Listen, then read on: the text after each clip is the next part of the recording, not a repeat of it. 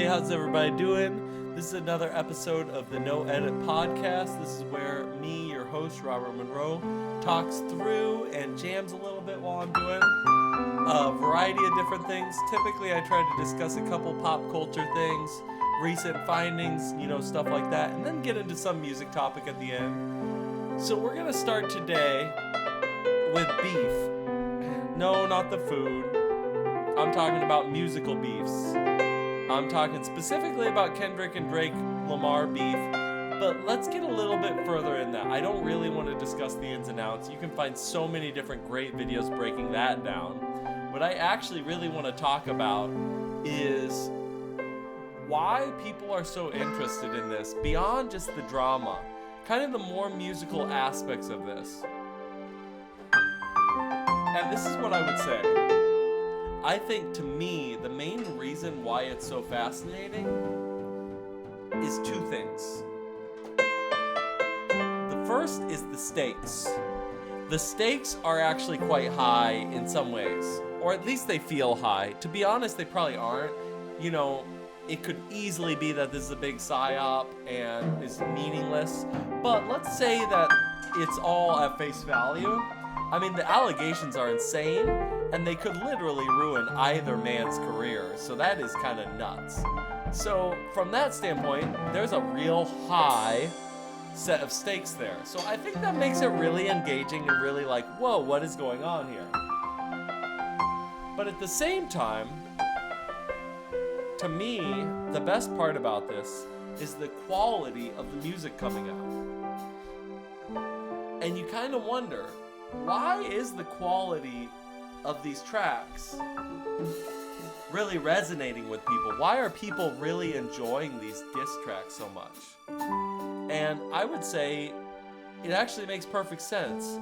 These are artists that are used to such a large level of success that what they generally write music about is kind of unapproachable, something that isn't really that relatable to most people.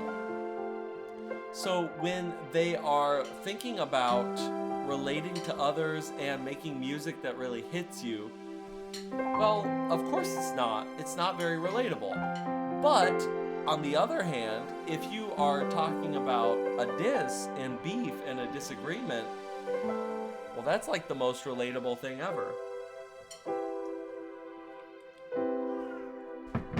So, in a lot of ways, this has humanized both Kendrick and Drake. I think Kendrick a little more than Drake, but whatever, that's just my opinion. And that is really what's drawing people in. What could you take from this as an artist? I think you want to take that writing music about real things is never out of style. And if you want music that relates to people, you need to write about things that are relatable. Alright, let's get into the second part of this, which is kind of related, but not quite the same thing, which is drama.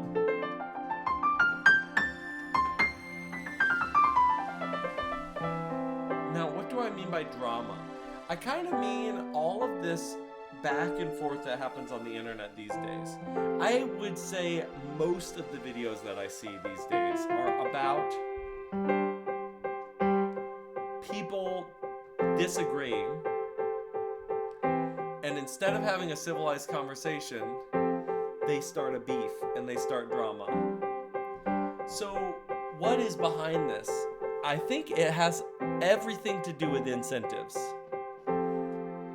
What are the incentives to resolve the beef and to put it behind them and grow together versus the incentives to never resolve anything and just disagree and just constantly fan the disagreement and have people kind of go back and forth? And the truth is, there's a huge incentive to keep disagreements going and to pick sides and get things really as ugly as possible. And that is because disagreements are fun to watch, and drama is fun. So you're never going to have a financial incentive, for the most part, with very rare exceptions, to resolve things as an online person. What this means as an audience member is, if you hear people disagreeing, you should really ask yourself, what do they have incentive-wise to be disagreeing? And then that should let you interpret that disagreement to the level that you see. If people have very little incentive to disagree, it's actually in not their best interests, it's not good for them to disagree, then you realize that probably is where some passion is involved. And if it's in their best interest to disagree, that's probably where maybe a little bit of financial, business talk is getting in, and it's less financially driven.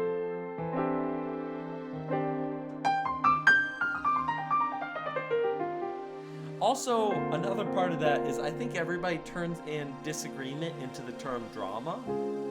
Oh, it's just drama. I think there is a difference. You can have a real disagreement with somebody, or you could just have drama. Drama is going to be when maybe their personality rubs you the wrong way, or maybe when there's a surface level disagreement, like, oh, I like red, oh, you like blue. A real disagreement should be something of a principled stand where each of you are trying to make a principled stand about something.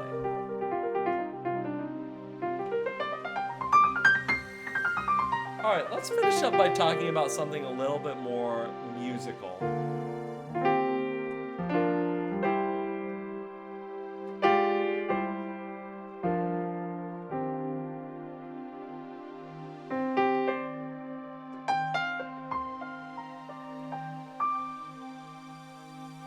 Let's talk about dirty chords.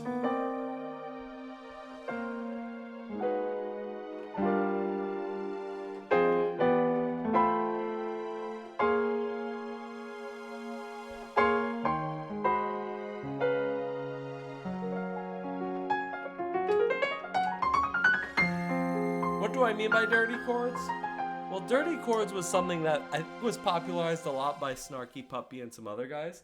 And in reality, it has a lot to do with just taking things and applying parallelism versus tonalism or tonicization to your piece. What do I mean by that? Well, you could have a diatonic chord progression, right? You're in the key of D major. You go 1, 4, 5, 6, 3, 4, 5, 2, 5, 1, something like that. Or you could do everything as a minor ninth chord, so like 1.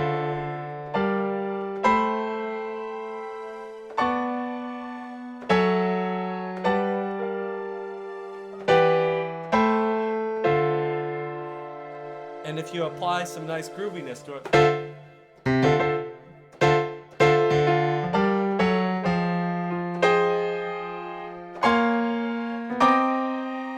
then you get some of these crazier chord progressions. Or I think the main way that a lot of people do it is they'll get something groovy on one key area.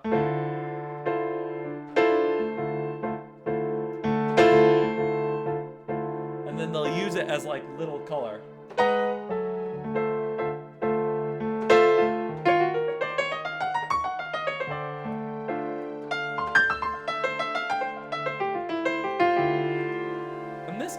Goes with a little bit of a beef that I have in general with a lot of these terms, which is they're not very descriptive, they're not very helpful, they don't really define anything.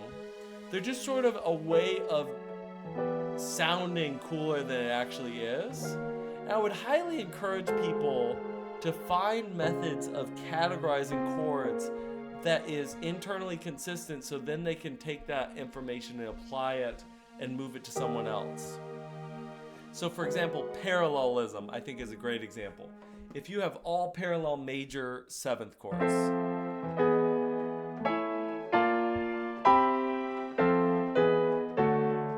it's a very distinct sound that really comes through. Same with minor chords, whatever. If you parallelize something, that's a very specific sound. And it happens all the time when you're trying to be cool.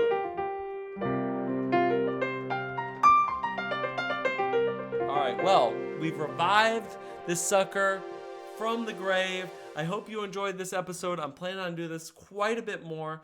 Leave comments about what you might be interested in hearing about. I'm planning on doing more episodes and at the same time doing these longer videos about what is helpful to really anybody. So if you have a comment about something, some topic that you want to know more about, I'd love to make more of a dedicated video to it. All right, I'm going to play us out.